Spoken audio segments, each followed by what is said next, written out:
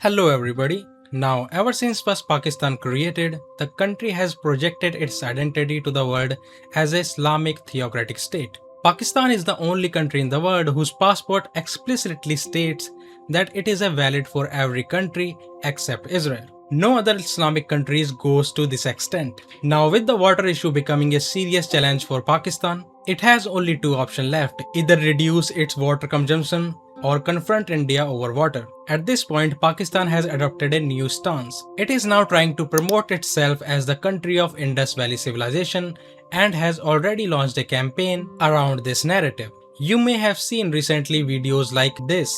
We are not merely discussing a treaty. We are discussing the lifeline of more than 240 million people of Pakistan. When we identify ourselves as Pakistani, we ask a question as to who we are. And if you go back into history, the Indus water civilization defines us as a people. Whenever I go abroad, I often tell my counterparts that we are the people of the Indus Valley civilization. Our identification is that we are people based on the banks and tributaries of the mighty river Indus. Water is life, and Indus has given life to Pakistan. So when we say that Indus is our lifeline, and our people, the 240 million people of Pakistan, have an inalienable right to the water of Indus, we mean it from the core of our heart. From the towering peaks of Gilgit-Baltistan to the fertile plains of Punjab and Sindh, these waters have connected our people across geography and history. In short, Pakistan is trying to connect two ideas. It is saying that Pakistanis are descendant of Indus Valley civilization, and that since the main river flowing through Pakistan is Indus, which originates in India, they have a natural rights over its waters. But the reality is that the argument itself is rather illogical. It is somewhat like China claiming that because the sea is called South China Sea,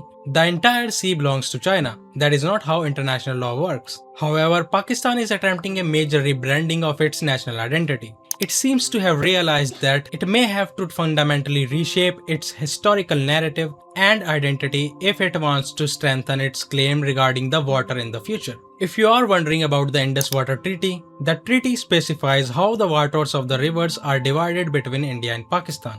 Now, since the treaty is effectively suspended, water sharing is no longer governed by under its frame. If India chooses to do so in the future, it could construct an additional dam and utilize much more of the water within its own territory. Pakistan would have very limited options to prevent this. Of course, Pakistan could argue that people are suffering from water shortages and appeals to international community on humanitarian ground, saying that India should release the water. That would be entirely different case. Pakistan also understands that it faces two major challenges. First, global warming is increasing the temperature and making heat waves more frequent. Just look at Europe. The recent heat wave clearly show that global temperatures are rising. As temperature increases, evaporation also rises, reducing river flows. Water scarcity is expected to become a global problem. Many movies have portrayed this future. For example, recent films have shown worlds where water becomes extremely scarce. Even movies like Mad Max revolve around water shortages. Many realistic futuristic films highlight water scarcity because scientists and researchers have repeatedly warned that such a future is possible. Much of this will happen due to natural factors. At the same time, India's demands for water will continue to grow for two reasons. First, India will build many more data centers, and data centers require enormous amount of water for cooling. Second, India's growing population will require more water for irrigation and other essential reasons. As India's demands increases, Pakistan is unlikely to receive the same amount of volume of water it did in the past. Pakistan clearly recognized this reality, which is why senior ministers are now officially making these arguments before the government flags and international audience. They have even declared that anyone who tries to take their waters, their hand will be cut off. कर चुके हैं कि जो हमारे पानी पे हाथ डालेगा हम वो हाथ ही काट देंगे और सिर्फ ऐलान नहीं कर चुके, 2 मरतबा 1-1.5 साल में दिखा चुके हैं कि अगर किसी ने हाथ डाला तो हम हाथ काट देंगे। लेकिन सवाल इंसाफ का भी तो है, हम तो अपने आप को बचा लेंगे। They have not only made such declarations but also repeated similar threats over the past year and a half. At the same time, they also argue that the issue is about justice and survival. A few moments later, Pakistani representative says to international community, this new order that is now being proposed suggests that no downstream country in the world has any water rights. This new order that is being proposed is that no downstream country in the world has any water rights. This is not Pakistan's case. This is the case and test for water rights for all downstream billions and billions and billions of people who live downstream. It's a decision whether they're going to have, as our neighbors say, a drop of water flow through their country. So domestically, they make strong threats, but internationally, they frame the issue in terms of upstream water flow and downstream water flow. India is the upstream country because many of these rivers originate or flow through Indian territory before entering Pakistan. Pakistan argues that if upstream countries can stop water reaching from downstream countries, then tomorrow the same could happen to elsewhere in Africa or Asia.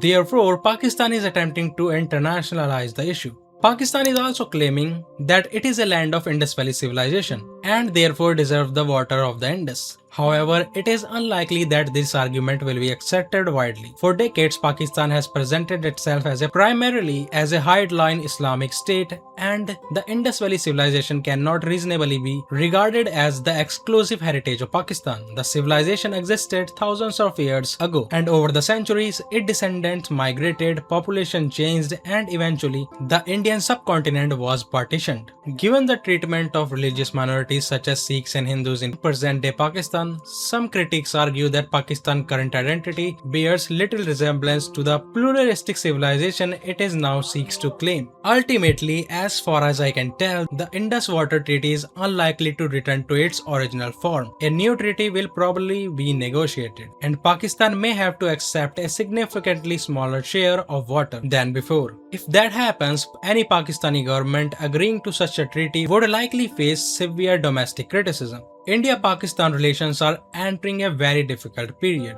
I believe there is a significant risk of conflict, and such a conflict could ultimately determine future water arrangement. Of course, the best outcome would be for the both countries to peacefully negotiate mutually acceptable agreement on water sharing. Historically, however, dispute over resources have often escalated into conflict rather than being resolved peacefully. Another interesting question is whether ordinary Pakistani themselves identify with the Indus Valley civilization. Many Pakistanis do not. Instead, some believe their ancestors trace back to Iberia, Persia, or Iran. In many television programs and public discussions, people openly claim their forefathers migrated from Saudi Arabia or neighboring regions. Over time, these narratives have become part of how many people view their ancestry. The situation became controversial recently when Pakistani began reconstructing part of the ancient site of Takshila. According to the critics, cement was used in a restoration process. This reportedly drew warning from the United Nations and heritage experts, who argued that if ancient structures